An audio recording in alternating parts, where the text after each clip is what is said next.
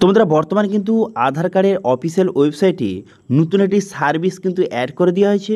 এটা কিন্তু খুবই গুরুত্বপূর্ণ সার্ভিস। এই সার্ভিস সবাইকে অবশ্যই ফলো করতে হবে, অর্থাৎ এই সার্ভিসটি কিন্তু সবার কাজে অবশ্যই আসবে। ঠিক আছে, তো সেই জন্য আজকে ভিডিওতে আপনাদের বলবো যে আধার কার্ডের অফিসিয়াল ওয়েবসাইটে কী নতুন সার্ভিস অ্যাড করা হয়েছে, অথবা এর কী কী বেনিফিট রয়েছে, কী কী বেনিফিট আপনি পাবেন, কীভাবে এই সার্ভিসটা ইউজ করবেন, সমস্ত রিজের পয়েন্ট আপনাদের দেখে দেবো এবং অনলাইন আবেদন করে আপনাদের লাইভ দেখে দেবো। সেই জন্য ভিডিওটা প্রথম থেকে শেষ পর্যন্ত অবশ্যই দেখবেন মনোযোগ সহকারে, এবং আমাদের চ্যানেলে প্রথমবার ভিজিট করে থাকলে আমাদের চ্যানেলটিকে সাবস্ক্রাইব করে রাখুন এবং পাশে থাকা বেল আইকনটিকে অবশ্যই প্রেস করে রাখুন। তো চলুন আজকে ভিডিওটা শুরু করা যাক। তো প্রথমে যদি আপনি আধার কার্ডের অফিসিয়াল ওয়েবসাইটে চলে আসেন, তো এখান থেকে নিচে দিকে একটু যাওয়ার পর দেখতে পাবেন একটি নতুন অপশান কিন্তু যুক্ত করে দিয়েছে। দেখতে পাচ্ছেন এখানে এই যে নতুন অপশানটি, এই অপশানে কিন্তু বর্তমানে যুক্ত কিন্তু করে দেওয়া হয়েছে। এবার এই অপশানটা কি, অথবা এই অপশানের মাধ্যমে আপনি কী কী বেনিফিট পাবেন, অথবা এই অপশানটা কী জন্য এখানে অ্যাড করা হয়েছে। তো দেখুন, এই অপশানটা অ্যাড করা হয়েছে মূলত যারা কিন্তু মারা গেছে কিন্তু তাদের আধার কার্ড এখনও পর্যন্ত অ্যাক্টিভ রয়েছে, তাদের আধার কার্ড অবশ্যই কিন্তু ডিঅ্যাক্টিভেট করতে হবে। তো কীভাবে? এই অপশানের দ্বারা। ধরুন আপনার পরিবারে কেউ মারা গেছে কিন্তু এখন পর্যন্ত তাদের আধার কার্ড কোনো রকমের আপনি বন্ধ করেননি, তো সেক্ষেত্রে এখন বর্তমানে অফলাইনে বারবার ছুটতে হতো, বিভিন্ন জায়গায় গিয়ে আধার কার্ড বিভিন্ন ডকুমেন্টস কিন্তু বন্ধ করতে হতো, কিন্তু এখন বর্তমানে অনলাইনে নিজে থেকেই আপনি এই সব কাজ করতে পারবেন। তো সেটা কীভাবে? এই অপশানে ক্লিক করে আপনি খুব সহজে আপনার পরিবারে যে মারা গেছে তার ডিটেলস সাবমিট করে খুব সহজে তার আধার কার্ডটিকে ডিঅ্যাক্টিভেট করতে পারবেন, খুব সহজে নিজে থেকে অনলাইনে। ঠিক আছে, সেই জন্য কিন্তু বর্তমানে গভর্নমেন্টের তরফ থেকে এই নতুন অপশানটা যুক্ত করে দেওয়া হয়েছে।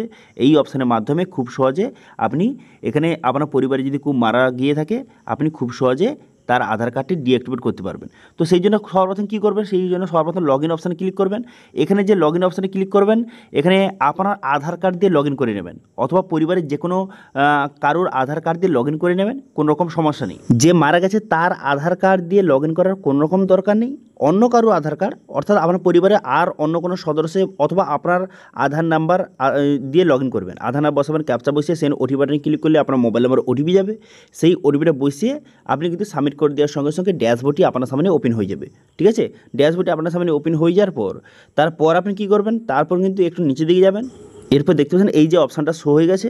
এবার আপনি কী করবেন? এই অপশানে আপনি ক্লিক করবেন। এখানে ক্লিক করে দেওয়ার পর এখানে বলা হয়েছে যে ব্যক্তি মারা গেছে, অর্থাৎ আপনার পরিবারে যে মারা গেছে তার এখানে লোকেশানটা সিলেক্ট করতে হবে। এখানে স্টেটটা সিলেক্ট করবেন। প্রথম কিন্তু এখানে দেখতে পাচ্ছেন অসংখ্য স্টেটের নাম দিয়েছে, কিন্তু বর্তমানে ওই সবের নামটা অ্যাড করা হয়নি। এখানে কিন্তু 1-2 দিনের মধ্যে অ্যাড হয়ে যাবে। আর কয়েকটি স্টেট কিন্তু অ্যাড হতে বাকি রয়েছে, ওয়েস্ট বেঙ্গল কিন্তু 1-2 দিনের মধ্যে অ্যাড হয়ে যাবে। তারপর এখানে বলা হয়েছে আধার নাম্বার, যে ব্যক্তি মারা গেছে তার আধার নাম্বারটা বসিয়ে দেবেন। এখানে বসিয়ে দেওয়ার পর ডেথ রেজিস্ট্রেশন নাম্বার, এখানে ডেথ সার্টিফিকেটের যে নাম্বারটা রয়েছে সেই নাম্বারটা সঠিকভাবে বসিয়ে দেবেন।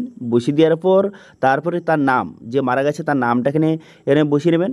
বসিয়ে নেওয়ার পর জেন্ডার, এখানে জেন্ডারটা আপনি সঠিকভাবে সিলেক্ট করে নেবেন, মেল বা ফিমেল জেন্ডারটা সিলেক্ট করে নেবেন।